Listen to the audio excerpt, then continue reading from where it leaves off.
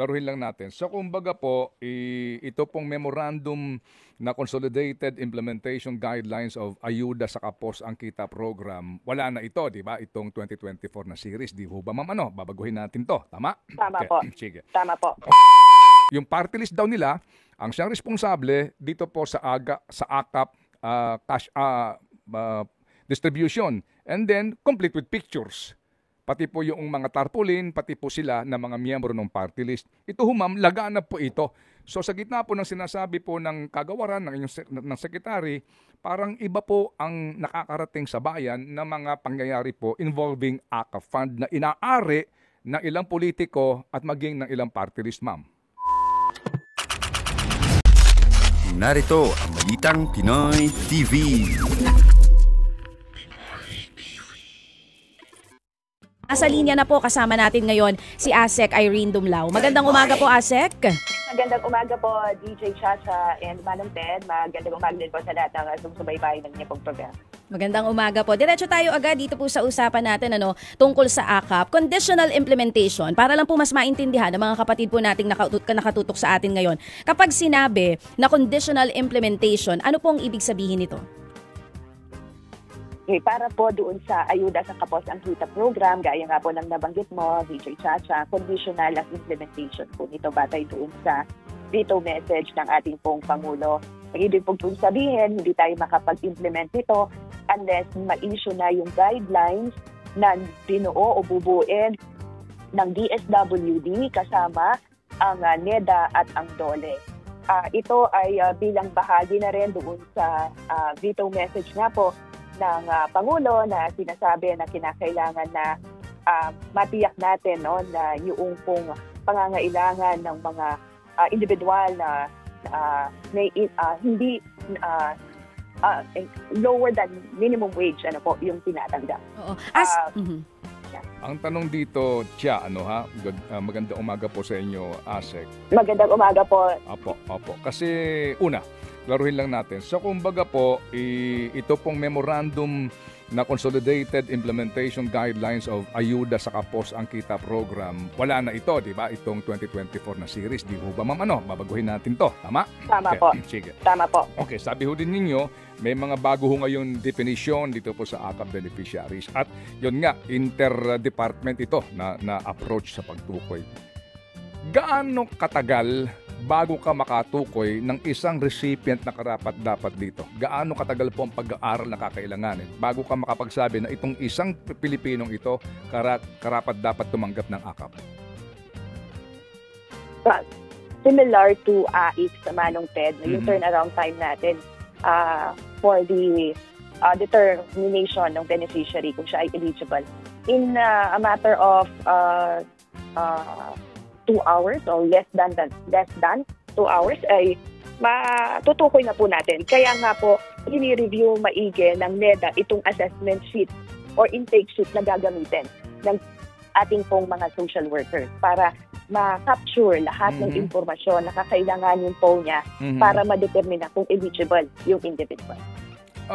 In less than 2 hours, as in ganun kabilis, sino po particular ang tutukoy doon sa kwalifikasyon ng individual? Kung interdepartmental action po ito, sino doon sa lokal na pamahalaan? Kasi po, di ba? Okay, sino po ma'am? Sino po muna? DSWD po, Manong Ted. Yung assessment sheet po, gagamitin ito ng DSWD social worker. Kung kaya nga po nabanggit ko, itong assessment sheet ay kasalukuyang nire-review ng NEDA para matiyak po na lahat ng impormasyon na kakailanganin ng social worker na mag-guide sa kanya to determine eligibility ay nasa form para po madali na lang. Sa interview, kinukuha na lang po yung impormasyon tapos may checklist na lamang po dito. Halimbawa, dun sa client sector, chine-check mo na lang Yan. So, yun po yung role actually ni NEDA to really ensure that all information necessary for the study or assessment of the social worker are contained or captured. May NEDA kayo on the ground? Kung ito po yung municipal social worker, may taga-NEDA doon on the ground? Actually, Madam Ted, ito pong form will be reproduced and will be used by all our social workers. But before we reproduce this, ito po ay rini-review na po ng NEDA. Okay. So basically po, sino ang maghahanda ng listahan? Sino ang maglalagay ng pangalan sa listahan na susuriin po ng DSWD at ng inyong katuwang para masiguro na karapat-dapat tumanggap ng AKAP yung tao? It's the DSWD social worker po, Manong Ted, ang kukuha at bubuo noong pong listahan na gagamitin natin para rin sa payroll. Kasi lahat naman po, Manong Ted, na pasok doon sa criteria, i-interviewin ng social worker. Gamit nga po itong intake or assessment sheet. Sige po. Sa dinami-dami po ng mga taong tapos ang kita, paano masasabi na sa isang barangay halimbawa na ito lamang 1, 2, 3, 4, 5 o 10 ang dapat tumanggap, yung iba hindi? Yung social worker. Sorry. Opo. Opo, yung social worker po. Siya pa rin. Okay. Tama po, Manong Ted. So yung social worker, under siya ng LGU, di po ba? Ng municipality or city? Hindi po, Manong Ted. Yung pong social worker po ng DSWD. Kasi ang DSWD, meron po tayong 16 field offices. Ng bawat field office natin, may mga satellite offices din, may mga SWAT offices din po tayo. So on the ground, we are present, Manong Ted. Hindi, kasi po, di ba ang DSWD, di ba meron na rin po kayong devolved functions, right? Tama po, social welfare is Yeah. a devolved function based on the local government code. So meron pong mga local social welfare development officers, yung city or municipal and the provincial social welfare officers, sila naman po ay under the local government unit. Kaya But nga meron po, din po tayo mga kawali na from the national po. Opo. Kasi nga po, ito nga po din ang concern ng ibang mga mga barangay kapitan na hindi po hindi nakakasama dito po sa programang ito ang kanilang constituents. Kasi nga, kung meron tayong mga municipal social workers, and then meron pong regional, ito yung under the national, na may mga tauhan po sa mga munisipyo. So ang tanong nga namin, sino ngayon ang magdidesisyon? Kasi po, itong inyong panuntunan na ito, basically, kapos ang kita, di ba? Yung hindi ka man lang umaabot ngayon ng minimum. Tinatamaan ka ng inflation. Basically, ito po iyon eh. Kagaya din po ng dati, wala naman pong malaking kaibahan maliban lang dito sa mga idinagdag ninyo na mga binabanggit ninyo na ilang pang mga kondisyon. So, sino ang magdidesisyon kung sa isang barangay 100 ang karapat-dapat tumanggap dito, pero ang pondo po ay nakalaan lamang para sa 50. Who will decide there? Ang DSWD po, Madam Ted, again, depende po kasi yan doon sa assessment ng social worker. Kasi sabi ko nga po, sa ating pong tanggapan, satellite office man yan o SWAT office, lahat po may walk-in man yan o referral, nagtutungo sila sa ating pong tanggapan. At isa-isa po na nagrepresenta ng mga documents at ini-interview ng social worker. At gamit nga po itong assessment or intake sheet, isakalap natin lahat ng informasyon. And from there, we will determine kung sino po yung makakatanggap ng tulong. So yung po bang sinasabi yung certification na yan ba yung certification of indigency? Kung certificate of employment po. Kaya po nung 2024 na AKAP, ang certification na kinukuha po natin ay mula sa kanilang employer para magpatunay sila po ay empleyado at tumatanggap ng minimum wage rate. So, gayon din po, doon sa 2025 AKAP, yung mga requirements na isusumite ay upang i-ascertain nga po na sila ay tumatanggap ng mas mababa than the minimum wage rate. Opo, hindi na po kailangan ng certificate of indigency? Hindi po, Manong Ted. Okay. Dati ho ba kailangan ito? Hindi rin po, Manong Ted. In fact, pati nga po doon sa assistance to individuals in crisis situation, ay tinanggal na rin po natin yung certificate of indigency. Ang mahalaga lang naman po, Manong Ted, dito sa assessment sheet kasi, hindi lamang nga po yung certificate ang basihan ng ating pong social worker. There are also other information that are being captured para nga po madetermina na sila ay talagang nangangailangan ng ito. Opo. Sige po. So sa ngayon po, wala pa kayong beneficiary for 2025, right? Ito hong existing ngayon na pinamimigay na pera, 2024 pa ito na budget. Tama po, for 2025 wala pa po may issue na notice of cash allocation, and dahil nga conditional yung implementation ng AKAP, kinakailangan na maisapinal, ma-approval muna itong guidelines bago tayo makapag-proceed sa implementation. Opo. So, maari sabihin natin na wala pa itong conditional na ito, wala pang ganon. Kasi nga, wala pa kayong guidelines and definitely po, wala pang nilalabas po na NCA o Notice of Cash Allocation, ang DBM, para po sa 2025 AKAP, right? Tama po, Okay, Manong Ted. sige. Yan, maliwanag po yan. Okay, so, dito po ngayon sa kasama po, no, dito po sa GAA nga, binabanggit po dito na ito pong AKAP ay maari makipag-partner nga sa mga LGUs, no? Idaan sa mga LGUs, no? Hanggang sa barangay level actually. At dito po sinasabi nga dito dahil ang pinag-uusapan natin dito po ay pangangailangan sa pagkain, rice assistance po ang tawag ho dito. Alam niyo ho ito, ano po? Tama po, Manong Ted. In fact, yung 2024 may ganyan din po provision. Yung guidelines po okay. natin. So ngayon po, rice assistance po ito, ano? Ang sinasabi po, purchasing rice to meet the nutritional requirements of beneficiaries for sustenance. Rice assistance. So, pag rice assistance, cash pa rin ang ibibigay ninyo. Yes po, Manong Ted. Yan po ay nakalagay doon sa Memorandum of Agreement now with the local government unit. Okay. Depende po doon sa mapag-uusapan.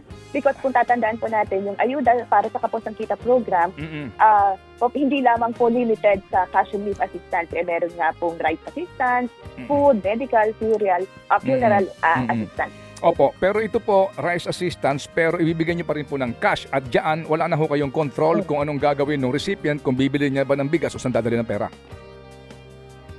Tama po, Manong Ted. Yan ay nangyari rin nga sa 2024. Hindi pa natin mabanggit talaga yung 2025, Manong Ted, dahil nga nasa pinal pa natin yung guidelines for this. Okay, so meaning nga po, maaaring tawagin mo ito ay rice assistance o maging food assistance, pero ang pagbibigay dito, cash pa din. Tama po, Manong Ted. Okay, sige. So cash pa rin po yan at wala na kayong control pag tinanggap na po nung recipient po yung cash. Tama po, Manong Ted. Okay. Depende rin kung paano po nila gagamitin. Kasi sa gaya ng nabanggit ko, ang AKAP, similar to AIC, pagkakaiba yun din yung classification ng assistance under the financial assistance. Well, actually, basically, halos wala naman pinag-iba eh. Opo, ito pong AIC tsaka AKAP kung talagang susuriin mo. No? Basically po, doon sa ginawa nga natin pong pag-aaral at maging panayam nung una pa. Ano lang ho ito, nandoon sa mga recipients sa pinag-uusapan po natin dito kanilang klasifikasyon. So, magkano po dito ang pinakamaliit na AKAP na ibibigay po na cash, ma'am? Yung 2024, Manong Ted, kasi nakaano yan nag-range from 2,000 to 10,000, again, subject to the assessment of the social worker. Dahil yung social worker muli ang nagdedetermina kung magkano ba yung matatanggap. Depende rin doon sa circumstances, support systems, etc. Other information na na-provide ng client. Okay. For 2025, again, pina-finalize natin yung guidelines for this, Manong Ted. Opo, yung nga po, klaro na ho yan. Inaayos pa ho ang guidelines dito. So, minimum dito, 2,000 piso. Opo, Manong Ted. Yung 2024, 2,000 to 10,000 po. Okay, sige po. Sige. So again, sa ngayon po, wala pang disbursement para po sa 2025, 26 billion po na AKAP. Ang kasalukuyan po pinamamahagi, na pera para po sa AKAP ay pondo pa po noong 2024. Balikan ko lang po ito ngayon na kasi nga kaya po ito nagiging kontrobersyal dahil nga sa hindi naman maitatanggi po natin yung pong yung pong post mismo ng mga politiko dito po sa pamamahagi po ng AKAP. Kayo po mismo nagsasabi, ASEC, pati ang inyong secretary, na bawal ito at ito ho ay kumbaga labag sa panuntunan, labag po sa prinsipyo po ng programa. Ito po, isang halimbawa, isang party list group dito po sa Pangasinan, no? Ito po mismo, meron siyang mga post na pictures. Ito po ay posted only 2-3 hours ago. Isang mahigpit na AKAP para sa ating mga kababayan. Matagumpay na naisagawa sa bayan ng ito po sa norte. Layunin ng AKAP, ito ho, upang etc. Binabanggit niya rito, no? Ito raw po, ay tulong dahil po sa nanggaling sa pondo ng party list sa ilalim ng programang AKAP ng DSWD. So ginamit na daw yung party list daw nila ang siyang responsable dito po sa AKAP cash distribution, and then complete with pictures. pati po yung mga tarpaulin, pati po sila na mga miyembro ng party list. Ito ho ma'am, laganap po ito. So sa gitna po ng sinasabi po ng kagawaran ng inyong ng sekretary, parang iba po ang nakakarating sa bayan na mga pangyayari po involving AKAP fund na inaari ng ilang politiko at maging ng ilang party list, ma'am. Okay, ulitin ko lamang po, no, Manong Ted, nabanggit na rin po namin ito. In the past, wala pong allocation ang mga legislators, mga political actors on the Ayuda para sa Kaposan Kita program. Ito po ay solely Department of Social Welfare and Development. But thanks for letting us know of this. We will coordinate with the bureau in charge of the implementation of the program para ma-address po yung concern. Gayon din po, we would like to take this opportunity, Madam Ted, na sana po ma-highlight din natin yung gains ng programa, yung mga tao na natutulungan po nito. Because alam naman po natin, like any other programs, wala pong perfect, may mga issues. But the DSWD is trying its best to address this. Nang sa gayon, magiging mas efficient at effective yung programa. Kung kaya nga po para sa 2025 guidelines, we've ensured, no, na mas matatighten pa natin yung implementasyon nito by coming up with more strict implementation rules. Opo. Ma'am, paano ho kami makakakuha ng kopya ng recipients ng AKAP sa isang particular na distrito o LGU? Dito po sa 2024 na inyo pong pamamahagi na ito. Listahan ng mga benepisyaryo at yung pong kanila pong address, etc. etc. Yan ho ba ay maaari namin makuha sa inyo? Well, of course, Manong Ted, subject to the provisions of the Data Privacy Act, of course, and freedom of information, makakapagbahagi naman tayo ng impormasyon, but to a certain extent, Manong Ted, pwede naman po kayong magpadala ng request sa aming pong tanggapan.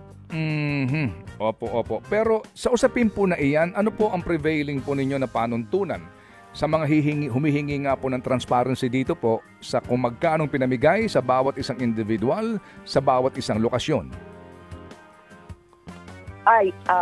Meron naman kasi ang sinasabi naman po ng Data Privacy Act ay hindi ito magiging hadlang para sa pagbibigay nga po ng impormasyon.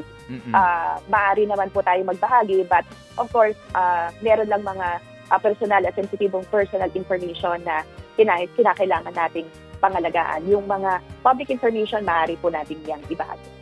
Okay, sige po. So, again, yung pong AX na mga benepisyaryo at saka AKAP na benepisyaryo, pwede pong isang tao makakuha ng pareho, di po ba? Meron doon po sa guidelines natin, Manong Ted. Ano po yan meron kasi tayong frequency of availment. So, kung halimbawa sa AX, kung nakatanggap ka ng AKAP, hindi ka maaaring makatanggap ng AX within a period of 3 months. But then again, subject yan to assessment ng social worker kasi maaari, Manong Ted, na sumailalim rin naman sa matinding safety yung isang individual na nakatanggap ng AKAP, no? Maaari kasi na in-assist mo siya dahil affected siya ng inflation, but then after a period of time, sumailalim siya na matinding krisis, nagkasakit, o may namatay sa pamilya, maaari rin naman natin tulungan under assistance to individuals in crisis. Ito na nga mga kabalita. Ano na ang masasabi nyo patungkol sa balitang ito? Please comment down below mga kabalita. Pag-usapan natin yan sa comment section. At kung di ka pa nakasubscribe sa ating channel, baka naman